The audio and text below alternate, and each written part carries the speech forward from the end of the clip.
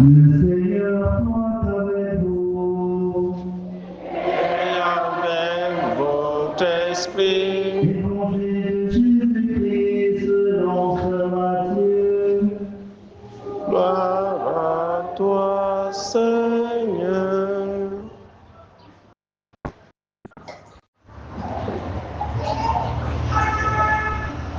Nous lisons Matthieu au chapitre 10, versets 26 à 33. En ce temps-là, Jésus disait à ses apôtres, ne craignez pas les hommes, rien n'est voilé qui ne sera dévoilé, rien n'est caché qui ne sera connu. Ce que je vous dis dans les ténèbres, dites-le en pleine lumière. Ce que vous entendez au creux de l'oreille, proclamez-le sur les toits. Ne craignez pas ceux qui tuent le corps sans pouvoir tuer l'âme. Craignez plutôt celui qui peut faire périr dans la chienne, l'âme aussi bien que le corps. Dis-moi, ne sont-ils pas vendus pour un sou? Or, pas un seul ne tombe à terre sans que votre Père veille. Quant à vous, même les cheveux de votre tête sont tous comptés. Soyez donc sans crainte. Vous valez bien plus qu'une multitude de moines. Quiconque se déclarera pour moi devant les hommes, moi aussi je me déclarerai pour lui devant mon Père qui est aux cieux. Mais celui qui me réunira devant les hommes, moi aussi je le réunirai devant mon Père qui est aux cieux. Acclamons la parole de Dieu. Louange à toi, Seigneur Jésus. Bien-aimés de Dieu, chers frères et sœurs en Christ, loué soit Jésus-Christ. Loué soit le saint nom de Jésus-Christ. Bonjour à tout le monde. J'espère que la semaine a été. La semaine a été ou elle n'a pas été? Pardon? Elle n'a pas été.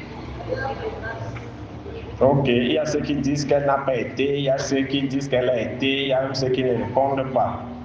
Souvenez-vous, pour ceux qui viennent de suivre l'évangile, la dernière finale de l'évangile, la finale de l'évangile, celui qui m'est réuni devant les hommes, moi aussi je vais le régner devant mon Père, dit Jésus. Et je profite pour souhaiter une bonne fête à tous les pères, à tous les papas. Vous savez que notre fête passe toujours comme l'anniversaire du cafard. Comme ça n'existe pas, mais quand c'est des fêtes de suivre mon regard, c'est le bruit. Au point même, certains ne dorment même pas à la maison parce qu'ils fuient le bruit. Donc, les pères attendent aussi le retour des mères, n'est-ce pas? Donc, chers mères, en rentrant, faites un cadeau à votre père. Chers enfants, chers jeunes, faites un cadeau à vos pères. C'est une façon de leur dire merci pour tous les sacrifices qu'ils consentent pour votre bonheur. Il faut savoir reconnaître la valeur des gens quand ils sont vivants. Ce n'est pas quand le père va mourir qu'on va faire les témoignages sur le programme de deuil. Tu étais tout, vraiment, tu laisses un grand vide. Sans toi, on ne sait plus qu'est-ce qu'on sera. Notre vie est finie. Tout ça, c'est quand on est vivant, on témoigne de ça. Ce n'est pas après la mort qu'on va faire ces faux discours hypocrites là, que vraiment tu étais. Mais on sait bien que quand ton père t'envoyait, pour une petite tâche, tu refusais. Et pour les garçons, vous pliez même les coups de poing contre vos pères. Vous devenez des rivaux de vos pères. Et quand ils ferment l'œil, vous venez publier les faux trucs sur les programmes de deuil, vous faites dépenser la famille pour les longs témoignages inutilement.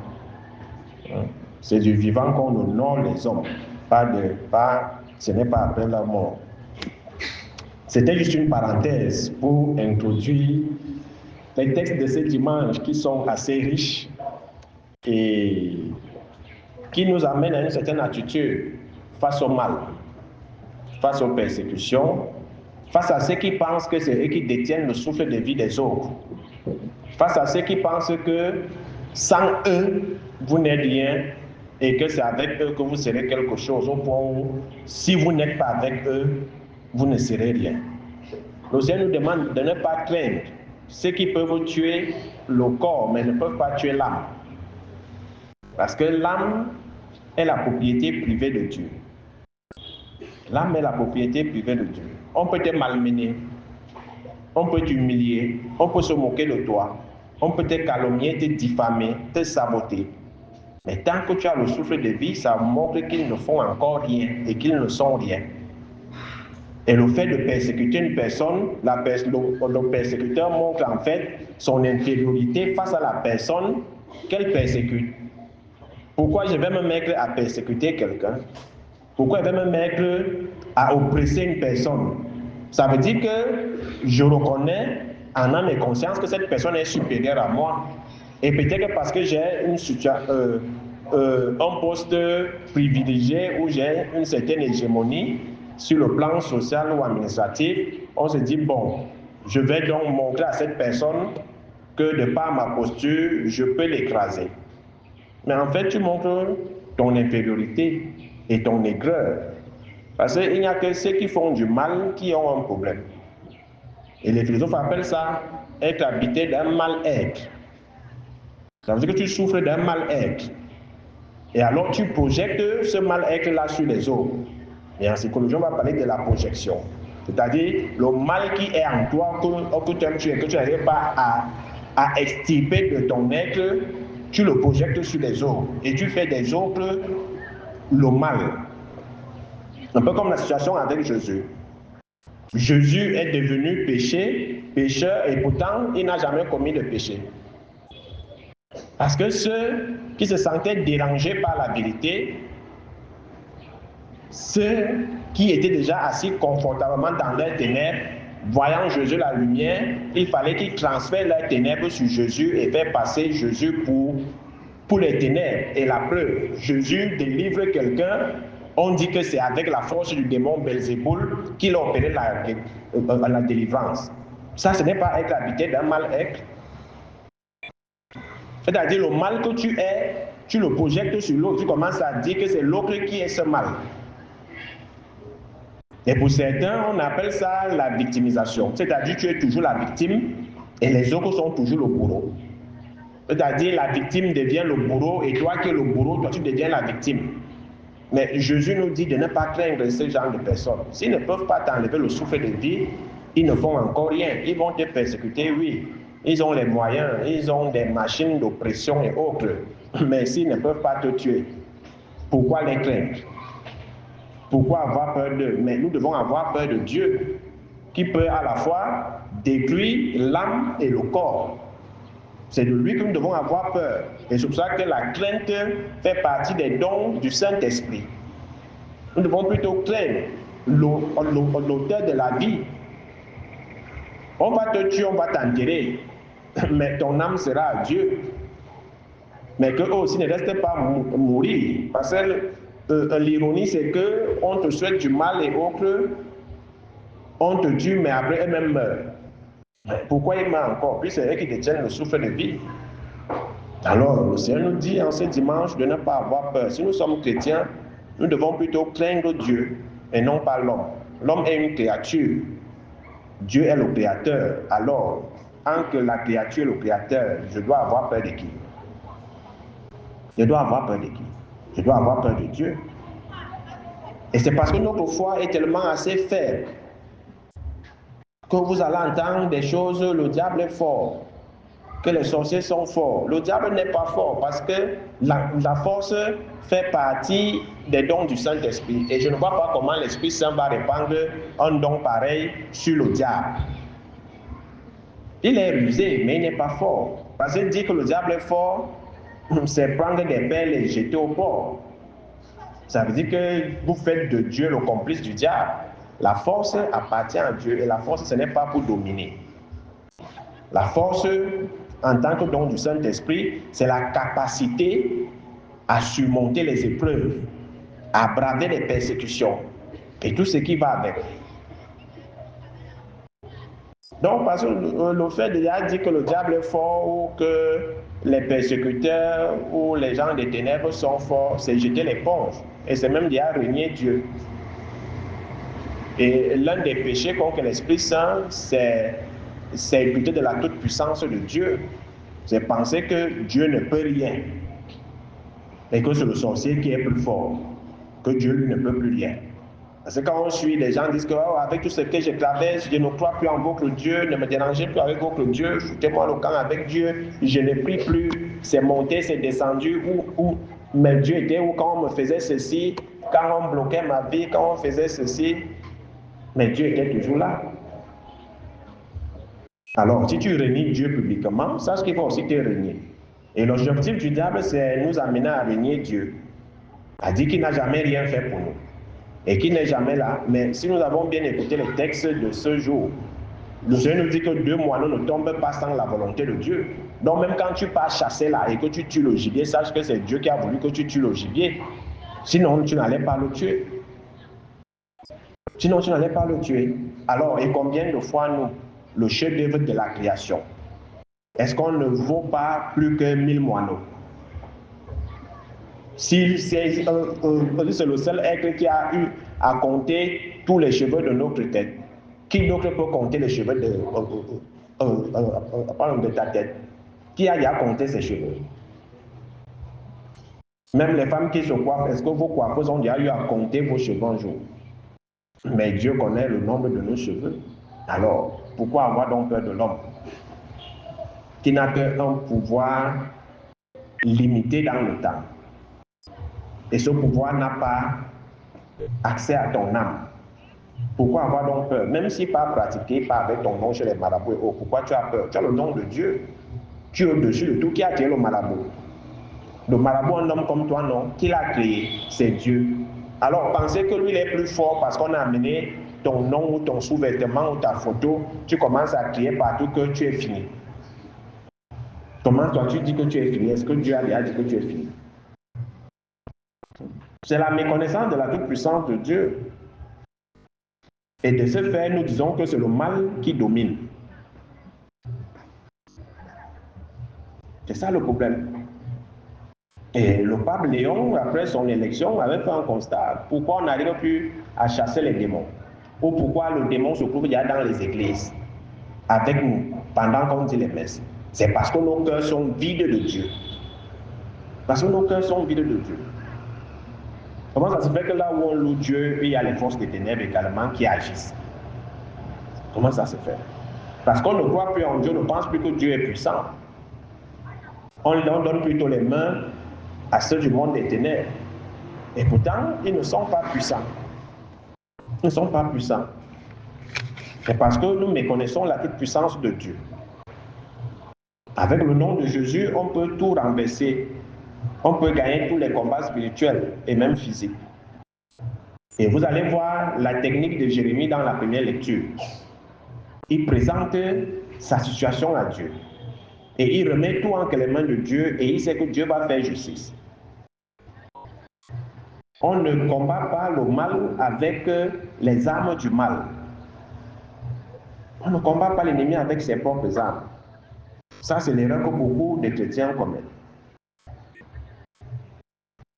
Parce que tu es victime des maléfices et autres, tu peux aussi voir un marabout qui va te délivrer de ces maléfices. Sachez que ces gens sont de connivence avec vos ennemis.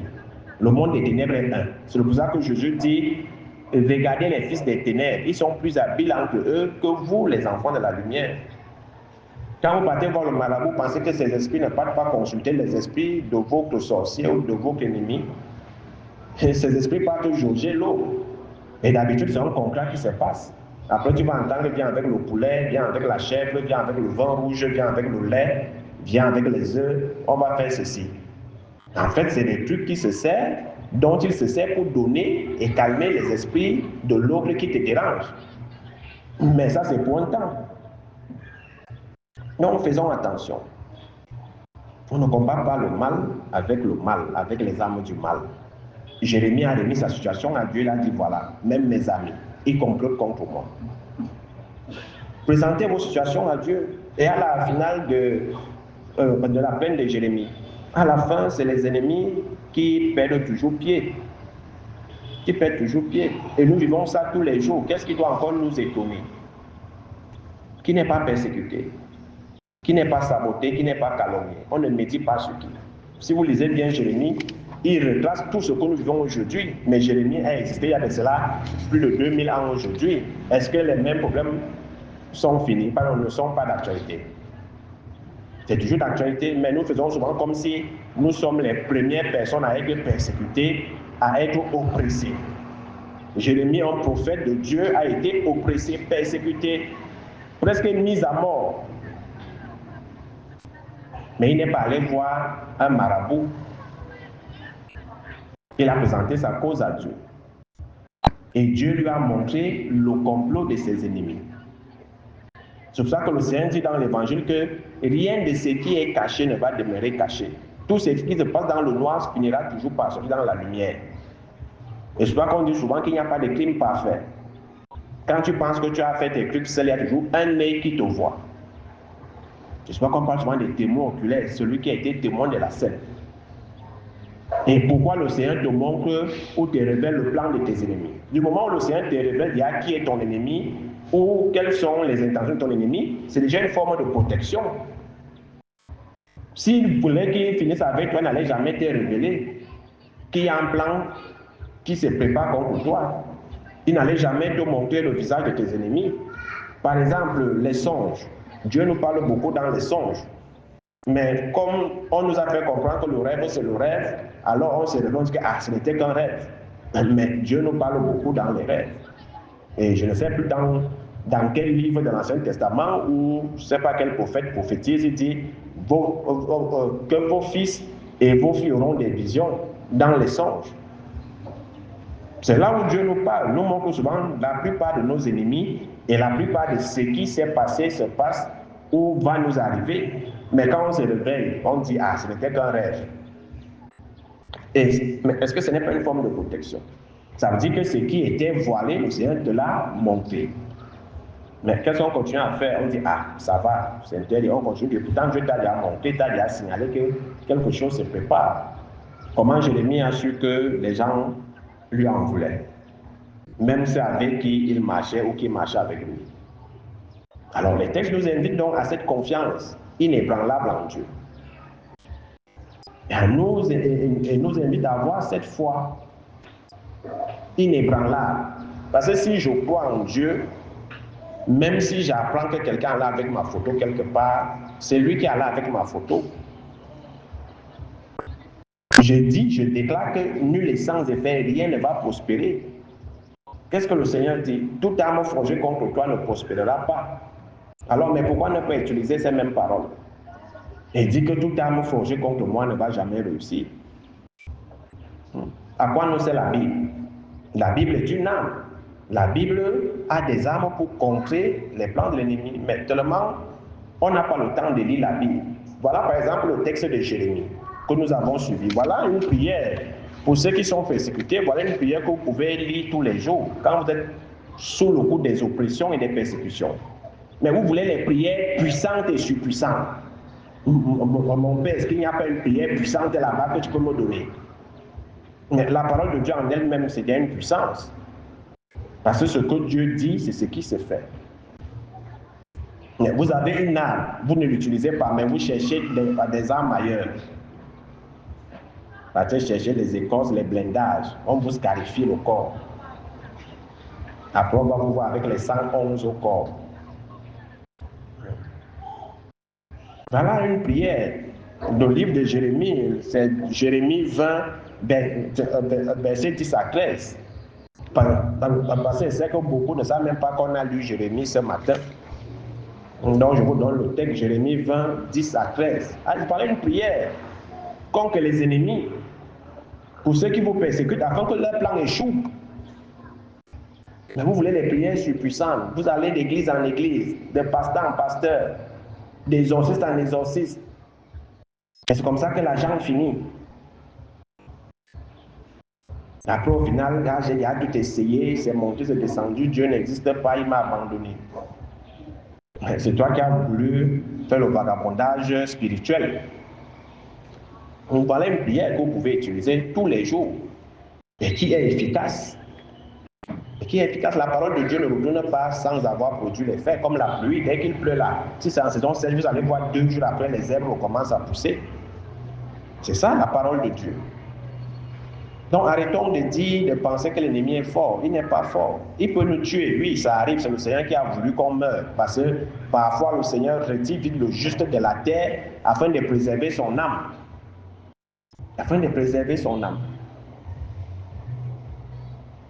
Donc parfois ne pensons pas que si nous vivons certaines situations, c'est que Dieu nous a abandonnés. Non. Dieu ne nous abandonne pas, il est toujours là. Et Dieu est plus avec nous dans les moments difficiles que lorsque tout va bien. Et qu'est-ce que Job dit? Si nous acceptons les bénédictions, si nous acceptons la richesse ou le bonheur comme une bénédiction de Dieu, mais pourquoi le malheur ne doit pas être aussi accepté comme une bénédiction de Dieu? C'est-à-dire, on connaît Dieu quand tout va bien. Et quand c'est le malheur, on le renie devant les gens. Je ne pars plus à l'église. Je ne prie plus. Mieux, je bois mes bières. Et depuis que tu bois tes bières, l'ennemi a arrêté de te persécuter. Tu finis de boire les bières, la même nuit, tu cours dans les rêves. Après, tu te réveilles avec le corps qui est cassé, comme si le camion est passé sur toi. En Dieu, notre seul refuge. En dehors de Dieu, il n'y a pas d'autre protection. Ça, il faut le savoir. Il n'y a pas d'autre protection en dehors de celle de Dieu. Si vous cherchez des protections ailleurs, chez un être qui a été créé par Dieu, vous êtes hors jeu. Alors le Seigneur nous invite donc à lui faire confiance et à ne pas avoir peur d'un homme, d'un mortel comme toi. De toujours remettre nos causes entre les mains du Seigneur. Ne pas chercher les histoires de retour à l'expéditeur, de retour à l'envoyeur, je vais aussi aller voir tel, on va aussi faire ceci, on va faire cela, ça ne sert à rien. Jérémie n'a pas demandé le retour à l'expéditeur, c'est-à-dire à quel moment où tu présentes ta cause au Seigneur, le reste, le Seigneur le fera. Le reste, le Seigneur le fera. Alors pourquoi avons-nous peur de l'homme ou de ses pratiques ou de ses maléfices? Nous devons avoir peur de Dieu. Et sachons que rien ne va rester caché sur cette terre. Tout ce qui se dit dans le creux de l'oreille sera proclamé sur les toitures. Donc si on a comploté contre toi, sache qu'il y aura toujours quelqu'un qui viendra te dire « Mon frère, là où tu parles, là, fais attention. Voilà ce qui t'attend là-bas. Voilà ce qui s'est dit contre toi. » Ça arrive, non? Et vous pensez que ce n'est pas Dieu qui a fait en sorte que cette personne soit au courant? Parmi tes ennemis, il y a toujours quand même un qui t'aime et qui viendra toujours te glisser les infos. Mais il ne te dira pas qu'il a siégé au conseil de tes ennemis. Mais il viendra te dire, fais attention en parabole. Donc, n'ayons pas peur. Dieu est tout, l'homme n'est rien, disait le vénérable Liberman. Dieu est tout, l'homme n'est rien. Et si Dieu est tout, ça veut dire que en lui notre refuge. Et tant que nous sommes enracinés en Dieu, on pourra nous persécuter, mais rien ne nous arrivera, sauf si c'est la volonté de Dieu. Sauf si c'est la volonté de Dieu qu'il nous arrache à la vie. Donc n'ayons jamais peur. Tout ce dont nous devons avoir l'esprit, c'est la sanctification et le salut de notre âme. Le reste là, ça ne sert à rien. Celui qui te tue, qui ne reste pas mourir, et tous ceux qui éteignent les autres pour briller, à la fin ils deviennent quoi? Tous ceux qui écrasent les autres pour s'élever, à la fin ils deviennent quoi? Ils deviennent souvent quoi à la fin? Tous ceux qui portent à salir l'image des autres, est-ce que leur image est propre? Donc l'image ne demeure pas, ne se lave jamais. Parce qu'ils auront toujours la réputation d'être de mauvaises personnes. Et comme elles sont de mauvaises personnes, il faut aussi qu'elles salissent les autres. Afin qu'il y ait la confusion. Donc n'ayons pas peur de cette catégorie de personnes. C'est leur nature, c'est comme le scorpion. Sa nature c'est de piquer, même s'il est en train de se noyer, tu vas envoyer ta main pour lui, pardon, pour le tirer de l'eau, il va toujours te piquer. Même si tu répètes l'action 100 fois, il va te piquer 100 fois, c'est sa nature. Mais nous ne devons pas avoir peur de continuer à faire le bien et de croire en Dieu. Donc, chers frères et sœurs, en ce dimanche, le Seigneur nous invite donc à lui rester fidèle, quelles que soient les difficultés, les épreuves que nous traversons, ne jamais le renier. Ne jamais le renier. Ne jamais tourner le dos à Dieu parce qu'on est trop persécuté ou parce qu'on a l'impression que Dieu ne nous aide pas. La preuve que Dieu est avec toi, c'est le souffle de vie que tu as tous les jours. Malgré tout ce que tu traverses, Dieu te maintient en vie. Sinon, tes ennemis t'auraient déjà tué depuis. Et ça montre leurs limites. Donc, continuons à croire en Dieu, à lui faire confiance et à rester toujours